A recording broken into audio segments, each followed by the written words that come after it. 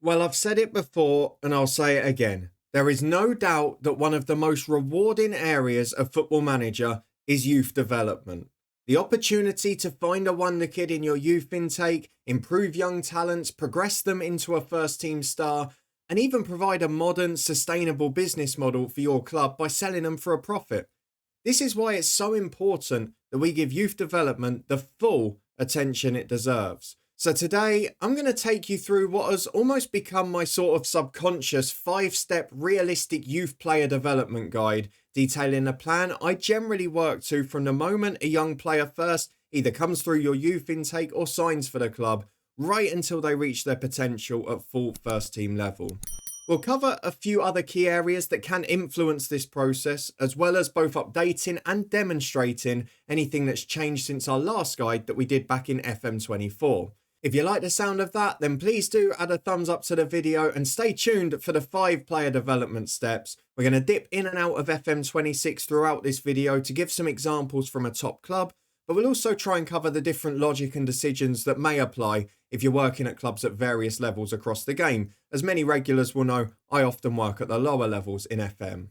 A very quick caveat to say, as with some of my other guides we've done already and some in the future, I will be referring to notes to make sure I don't miss anything. I've got it all jotted down. But with that said, there's nothing left to do now but to get into our youth development guide. And as we head through it, we'll try to go as close to in chronological order as we possibly can.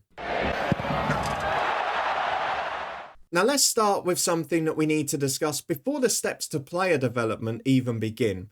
And quite frankly, I'm sure people who watch my guides and my content regularly are probably getting frustrated by how much I mention it in these guides, but you all know it by now, so you can say it with me.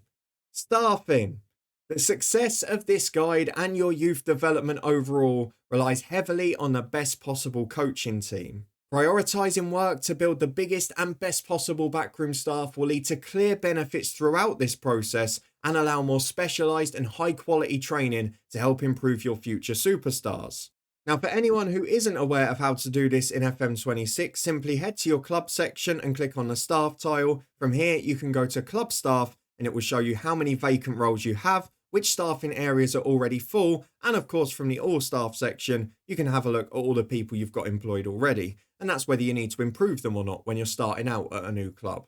But from this overview screen, there are a couple of actions we can take. Of course, your staffing size will depend massively on the level of club you're working at. We've started a quick one here with Newcastle, but generally I'm managing at the bottom level where you're lucky to have 1 or 2 coaches. But here you can see there are 6 vacant roles at Newcastle United in the coaching team. So we can go to our actions, we can scroll down to place advert, and we can select any of the roles as appropriate and put out an advert for them. Try and get the best possible staffing in the back room that can hopefully help develop our talent in the future.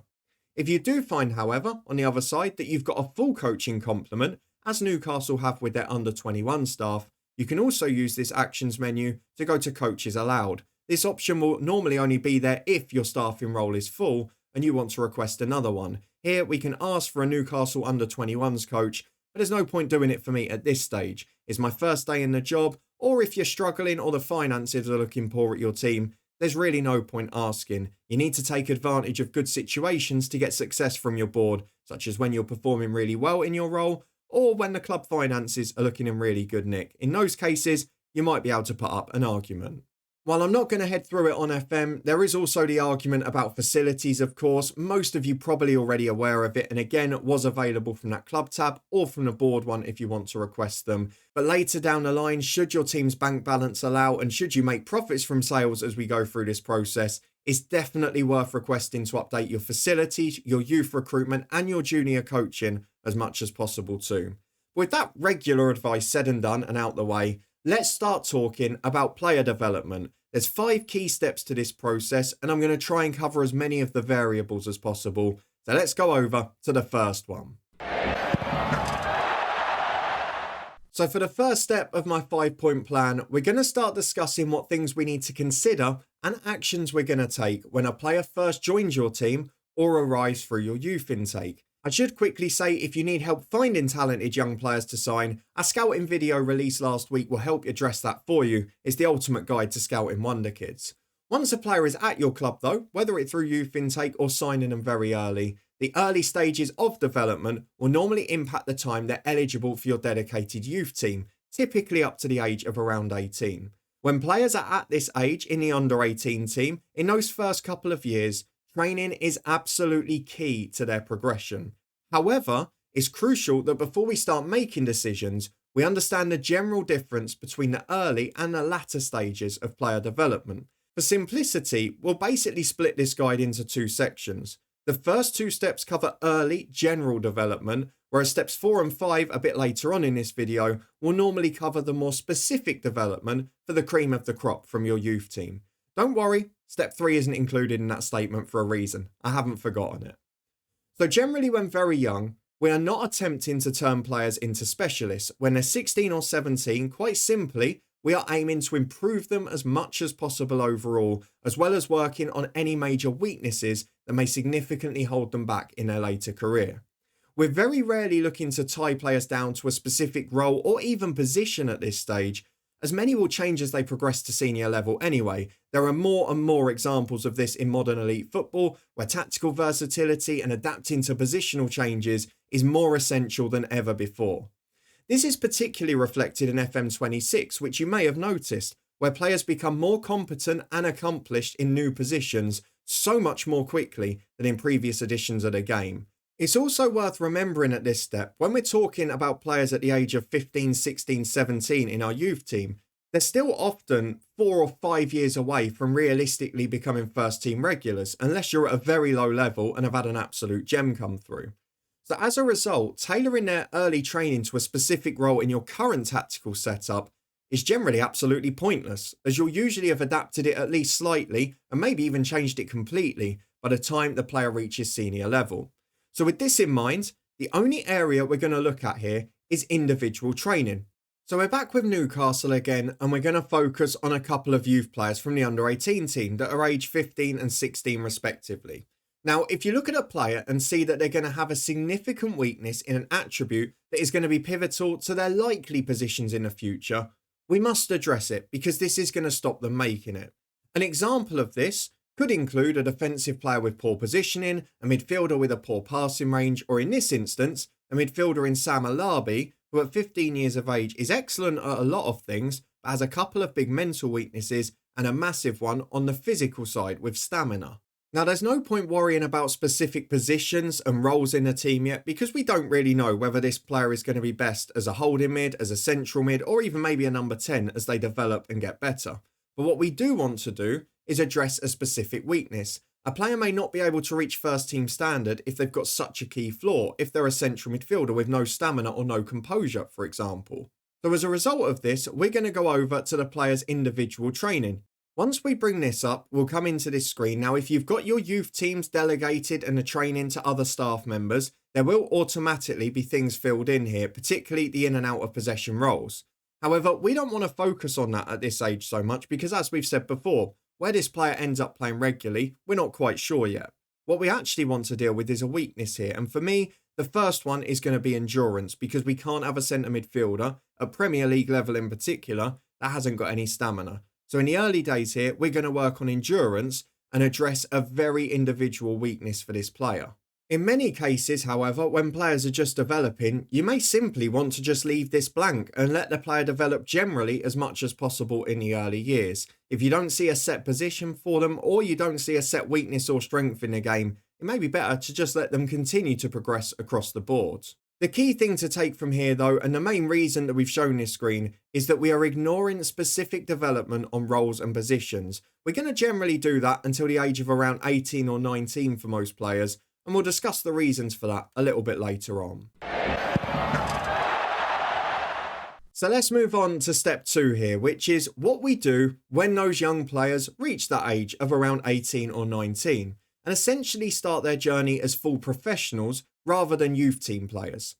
It's not long after this stage that we'll reach step 3, where we'll be making a big decision on the player's future, so we need to learn as much as possible very quickly here. Though the age this situation occurs at can vary depending on both the standard of your club and the current ability of your first team players, it will generally be in the final year of their youth contract at around 18 years of age, or at a similar point where they become ineligible for the youth team, even if you have offered them a pro deal already. At this point, we want to consider what we intend to do with each player to continue their development. Do we want to promote them to the first team squad? Are they good enough for senior game time? Should we just loan them out to get regular football, or should we keep them in the reserve or development squad? There are so many questions, there are so many possibilities, which can often be overwhelming when you're trying to get this right for a whole group of players every year. Now remember, you'll never make the right choice 100% of the time. No manager and no coach ever will.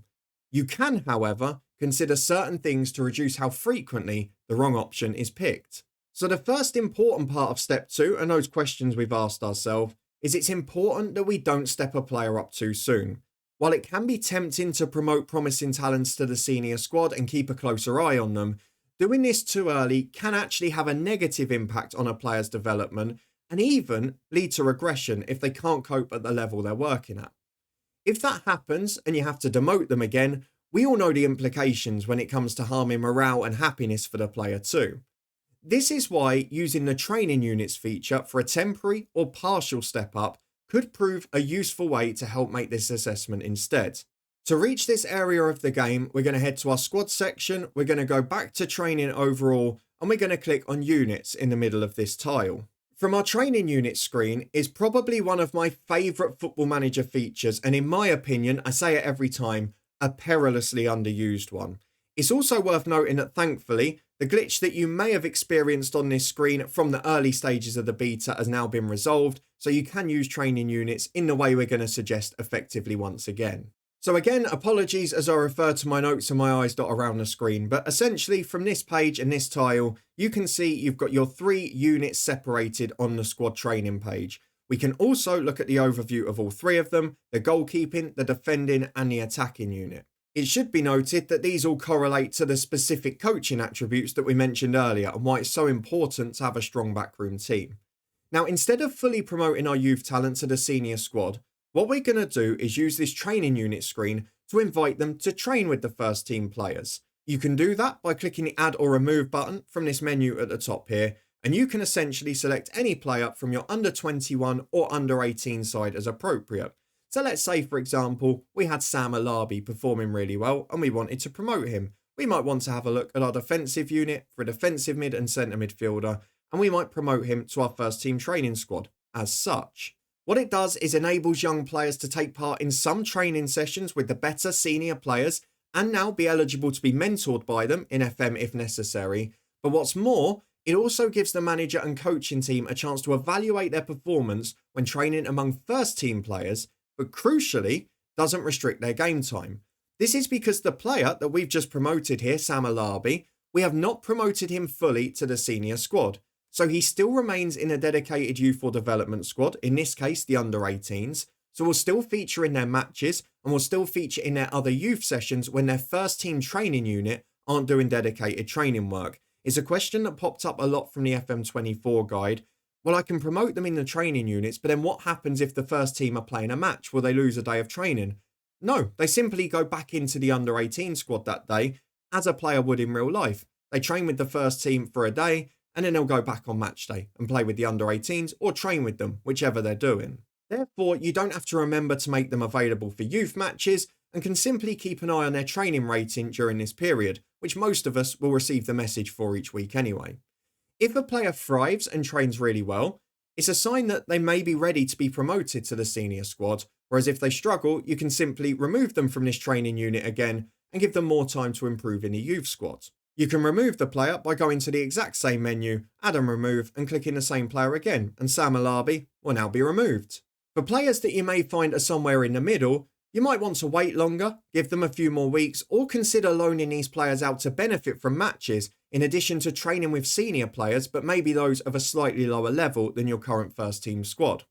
For some players that may not be good enough to make it, but show a great attitude in your youth team, it can also be a very simple way to temporarily reward great effort and allow a player to improve to the maximum ability possible, again, making as much of a profit for you later down the line when you come to sell them. It's also a handy feature if you have an injury crisis too, something that has affected Newcastle in years gone by, as you can use your youth players to bulk out training sessions and ensure first team training does not suffer when you're without several key squad members or resting from training for upcoming matches to keep everyone fit. So the possibility of training units generally is excellent, but it's so crucial for youth development. It is just that stepping stone instead of fully promoting players. It means you don't have to watch as much at once and potentially risk letting them down again.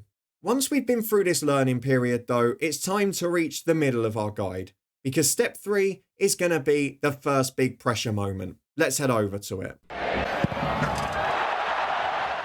That's right, step 3 of player development is not something you've got to do as such, it's just decision time. After observing each player's initial progression for a couple of years and seeing how they've reacted to the actions you took in the previous step, whether it be promoting them via a training unit permanently or leaving them in the youth side to develop more, you've got to make your initial judgment.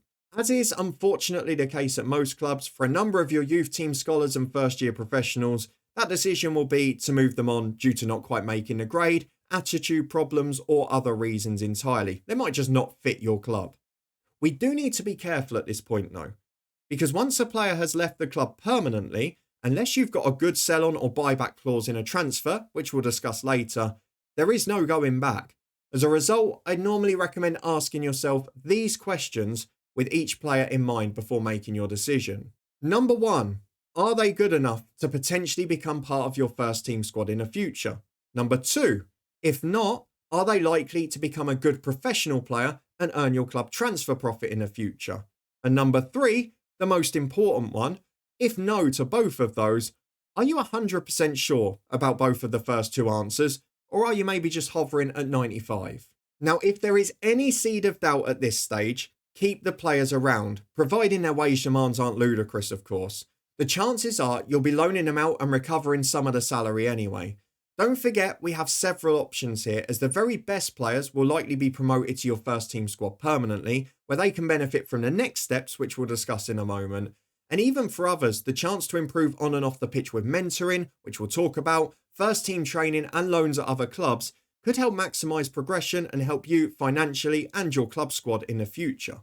If any of them go on to exceed your expectations, you then get a second chance because you've kept them under contract.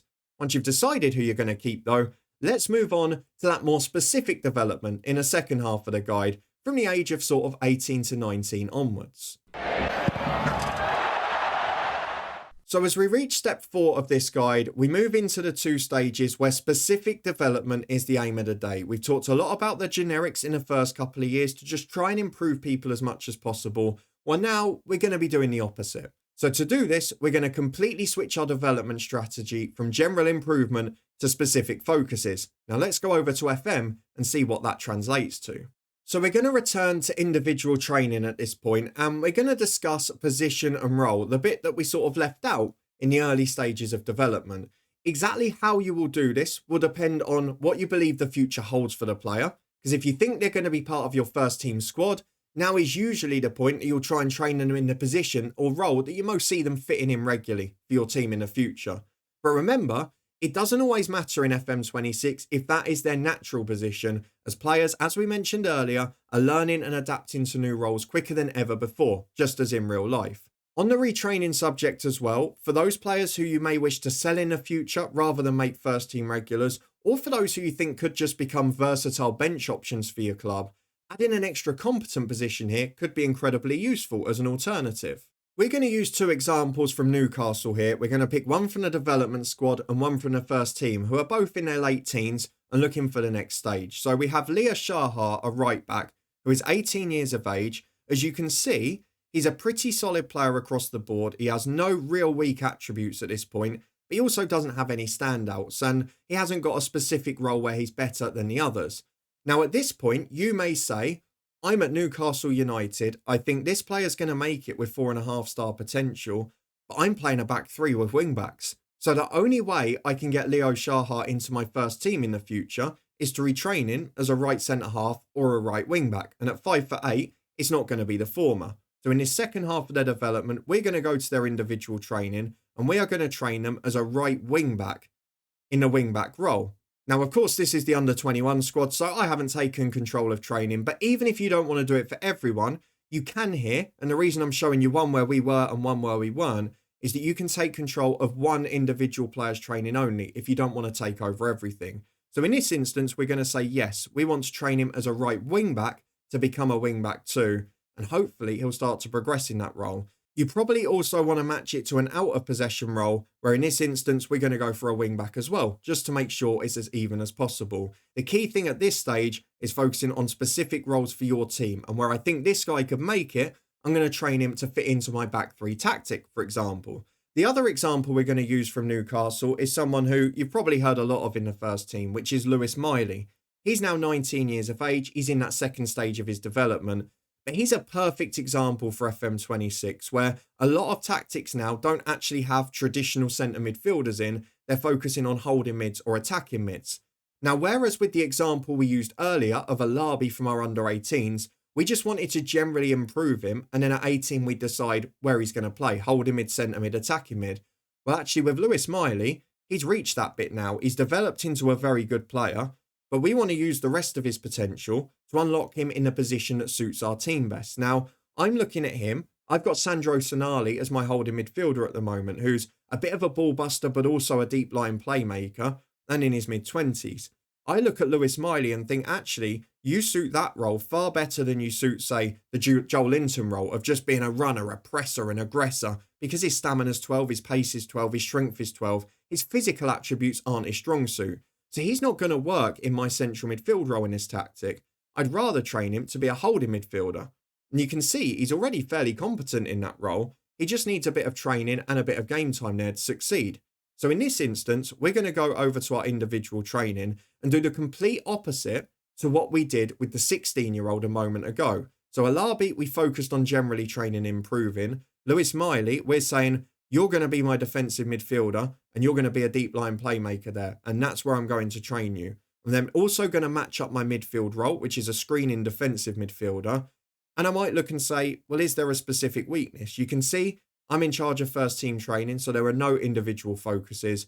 And I can't see a real natural weakness in his game. So I'm not actually going to do an individual training focus here. Now, the benefit of that is that if you've got both positional and role training and individual training focus, the amount of time that can be spent on each is reduced because they're learning more things. That's why we want to focus on getting those weaknesses out of the game as early as possible. So now we can put all of our additional time aside from team training into Lewis Miley learning this specific role. One thing I do really want to stress here though is to not force the matter if a player's attributes don't suit a role, especially when you're looking to make certain players more versatile, as this will likely have negative training results. If they're doing something they just cannot handle, you will see a dip in training performance and overall progression. It's important to note that you may have some players you're still unsure of at this point, and that's fine. You can still keep those players on a general development path. While it's ideal to set these things up as early as possible in step 4, if you waited another year for Shahar, for example, you said, I don't know if I want to retrain you as a right wing back, or I don't know if I'm going to be playing with wing backs in the future, waiting another year is not going to be a disaster.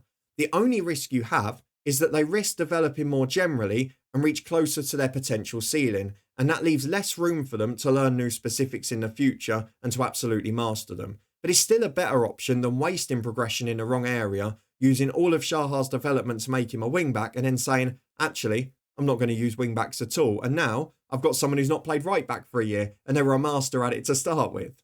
At this stage, with the players in and around your first team squad, whether that be via the training units or permanently, it's also worth thinking about mentoring. The simple rule in both real life and Football Manager is the stronger the personality, the more someone will learn. Therefore, if any of your leaders or players with good personalities can have a positive influence on these young players, it's great to arrange for them to work together and aid development. In FM26, I would argue that this is one of the areas that's actually been adapted the most in terms of both how the mentoring groups operate, the size of them allowed, and the layout of the graphics. Let's go and take a look. Now, given the amount of changes that have taken place to mentoring in FM26, we will be producing our updated full step-by-step guide to mentoring tomorrow, which you'll be able to see on this channel. So I'm not going to cover all of the reasons and all of the benefits in big detail here, mainly because I don't want this video to be 2 hours long. However, we're going to get to mentoring by the same means, and we're going to show you very quickly how to set up a group. So we're going to go over to training, and we're going to click on the mentoring tile, which is below the units one that we were on earlier. Now we're going to go and look at our mentoring group, and we're going to again use Lewis Miley as our example. So we're going to add a mentoring group from the bottom of the tile. We definitely know that we want Lewis Miley to be added to it. His personality is balanced, he has a low place in the squad hierarchy, and we want him to be influenced by some of the superstars at the club. Now, despite the changes to the graphics, the way it looks and the size of the groups, the general rule still applies when it comes to mentoring. If you can help make a player more professional and more determined, and ideally both, it's a huge benefit to both them and their career and to us for the future of our team. So who knows, by adding Lewis Miley into this group with Dan Burn and Kieran Trippier and making them a better player in the future, the kind colour arrows show you that they're both going to have a big influence on him. What he might be coincidentally doing here is creating a brilliant cycle where we're now going to create the next mentoring group lead for a future generation, because Lewis Miley may now become professional, resolute, may even become a model citizen, and many years down the line, he could be leading this process for another young player in 10 years' time. Now, despite this, there is only so much we can achieve from all of the work behind the scenes, with training, with guidance, with mentoring, etc. So with that in mind, we need to move on to the fifth, final, and most important player development stage. You've guessed it, playing time. Now, I should say, this is an area I used to criticise in Football Manager all the time, as players used to gain far more from training at your club with good facilities than from actually playing professional football elsewhere. In FM24, though, we saw a seismic and really realistic shift, as this completely flipped on its head. There are so many tales in real life of players that attribute their success from learning their trade out on loan or simply from playing against physical pros at the lower levels of the game. It's also part of the reason for under 21 teams in senior competitions now. The good news is, this is now no different in FM26. Once your players have left the youth team and reached that stage that we're talking about, the crucial point from sort of 18 or 19 up to 20 and 21, playing games can be absolutely paramount to their progression. As we've mentioned before, we may wish to keep players at certain times to work on specific retraining, mentoring, etc. But generally, a player with a decent personality can benefit immensely from playing football and will not gain more from anything else. If you decide that you can't offer enough senior game time to a player who's at your own club, it may be that loaning them out is a better option. Let's move over to FM and have a look at some of the parameters we want to be wary of though. Now, we're back at Newcastle again, and the first thing that I should note here is that it's very tempting to worry about recouping wages, especially if you're managing at lower levels like I am with Rill and Bedford in my main two saves. And traditionally, the facilities of the loaning club was always the most important thing to consider if you chose to loan a player out. This again has changed and flipped in recent editions of FM though, with playing time and consistency now being the more crucial factors. So if we go and set up a loan deal, we're going to pretend that we've got to January now. Lewis Miley has mastered defensive midfield and he just needs game time, which we can't offer to him. We're going to go and offer this player out on loan. So let's go as if we were doing it and talk about the key parameters here when offering via the transfer room. So if we go to our loan offer, these are the things we want to consider. The first priority is an obvious one, which is the agreed playing time. The whole reason you're loaning players out is to get football at this stage. So if they go out and become bit part players and sit on the bench, they're doing nothing different to what they could have done with us. I could have put Miley on the bench and brought him on every now and then. I want him to go and play every week. So it's important that you set this to either regular starter or higher. For someone of this level of quality, you may wish to even consider that they'd be an important player. And you can choose that you're going to lock this in, or if we've got an important player, make it semi-negotiable, only down to regular starter. The other thing we definitely want to do is make sure that we've got the option for the player to be recalled, because therefore, if they're not playing football, they're not getting the game time they need, or not developing at their club and having a difficult time, we can bring them back and look at an alternative plan. Again, it's about giving yourself a second chance if you make a mistake here. But the other variable we're going to talk about is really important, and that is the preferred position. So let's say we're in January, we've done the individual training with Miley and we've mastered him as a holding midfielder because that's where we see him in the future. So it's very important that if we're setting these players up for a specific role in our team in the future, that we make sure the preferred position is matching as well. So here I've put all the effort into training Lewis Miley as a defensive mid. So when he goes out on loan, having become accomplished in that position, we want to make sure that that's where he's playing. And again, you can lock that in if you want it to. I wouldn't worry so much about going to the specifics of a preferred role, but in terms of the actual core position, I would make sure that if you're working on getting someone into that role, that's what you do in the future. So we want to ensure those things are there before we offer them out, and we're not actually going to worry as much on this occasion about the playing wage percentage or the unused percentage, because he shouldn't be unused. It's not about the money at this point, because we'll make more back in the future. But of course, if you do get similar offers and they're all for the right position, they're all for the importance of the squad playing time you wanted, then feel free to sort by wages and get the most money you can. Just make sure the club's not lying to you though. If they say they're going to play them as a defensive mid, I'd recommend just checking their tactic and making sure they actually use one. I have been stung before. Now in contrast here, there may be some players that you decide to keep that are good enough to feature already, and the player may need specific technical or mental development support before they can play elsewhere. There's no point sending them out to be a holding midfielder at another club before we've trained them to do so, and the same case with the wing-back we've looked at. In these instances, it's important we try to offer appropriate game time at the club. So try to offer proper substitute appearances that at the very least supplement their training progression. There used to be the hard and fast rule in FM that if you didn't play them for 25 minutes, they wouldn't gain anything from the match. I can confirm this was gone in FM24 and is still gone now. So you don't have to worry about the exact number, but just make sure it's a meaningful appearance. Generally over 15 minutes, and they'll get a match rating too. But in rare situations, you may find that neither a loan out or staying with you is applicable, because you may find that some players are in that awkward gap where they're too good to loan out to a level that they're willing to accept, but not good enough for game time or don't fit into your tactical style at your senior squad. If this is the case, it may be time to follow an ever-increasing model football trend, and particularly for teams in leagues with PSR or financial fair play, as Newcastle are. It's not always a bad thing to sell a young star, particularly in the current football climate. Don't forget that's exactly what we're developing many of these players for in the end anyway.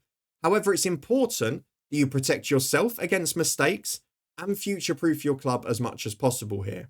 If you do find that you need to sell someone to progress their development, you've decided it's the right time or simply had interest from someone you're willing to let them go to, let's make that transfer as successful as possible for us. Let's head over to FM and see how to do it. Now for this example, we're going to use poor William Asula at Newcastle. Nothing against you if you ever watch this.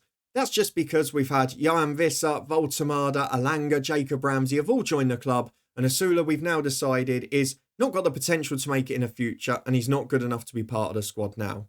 So William Asula is someone we're going to offer out. We're going to go to the action screen, we're going to offer via transfer room again, but this time we're going to focus on the transfer offer, having covered the loan one a moment ago. So in this transfer screen, there are two main elements that we want to consider in any transfer deal such as this. Firstly, if you're not completely sure you've made the right choice, because Asula potentially does still have 3.5 star that he could grow into if he does reach his absolute peak. If you feel they may be good enough for your team in the future, consider adding a buyback clause to the transfer deal. This means that should the need arise later down the line, you can sign them back, yes, for more money than you've sold them for in all likelihood, but for probably less than the market value they've potentially reached in the future. This is a great way to reduce your transfer output in the long term, cover against misjudgments, and is of course becoming increasingly popular at the top level of modern football as a result of all of those things. Let's have a look at how you would set that up here. So let's say, for example, his current value is somewhere in the region of 20 million. So we're going to say up front, we want to get 20 million for William Asula.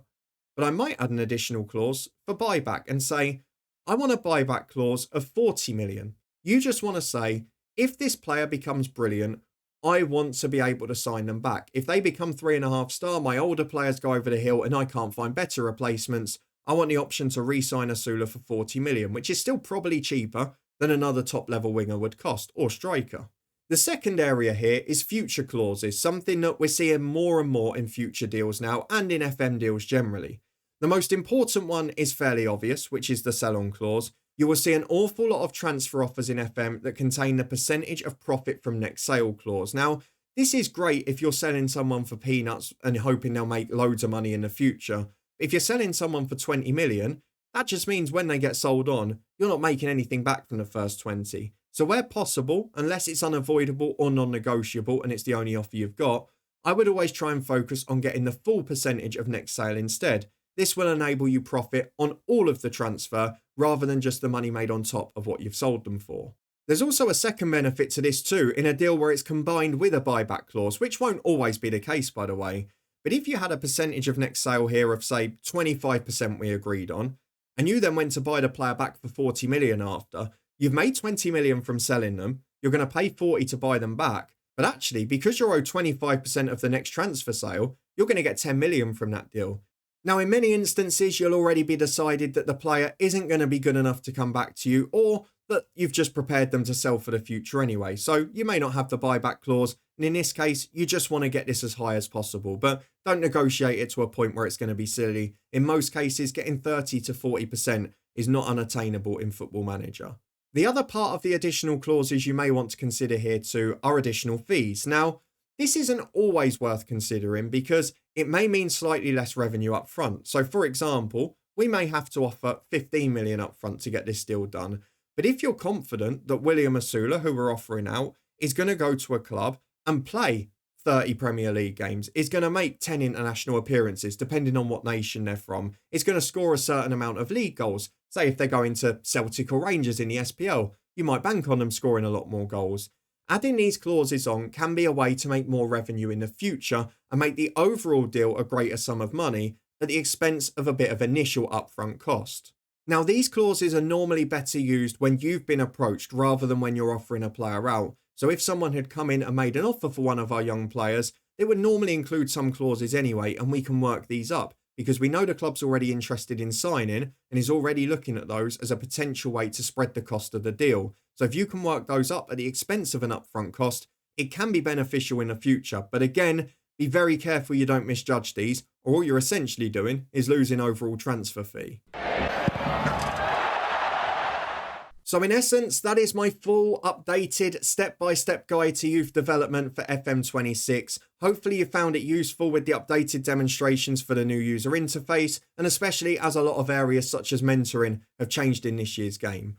Ultimately, a lot of this guide comes down to common sense. It happens subconsciously, and it's tailored to the way I generally develop players and get the most consistent results over a period of time. And it's also probably the one that's most adaptable across levels, where I'm normally managing at the bottom end of the game. Let me know in the comments if there's anything else you like to do when progressing talented young players at your club. Let me know if there's any elements of this you don't do already that you will be moving forward. If you enjoyed this guide or found it helpful, then please do add a thumbs up, subscribe for plenty more FM26 guides, including that detailed one we mentioned on mentoring tomorrow. Don't forget to check out my FM26 stories, my Twitch live streams, and much more up in the eye above. But thank you for watching as always. I really hope that this was useful. I'll see you again tomorrow for our guide to mentoring in FM26.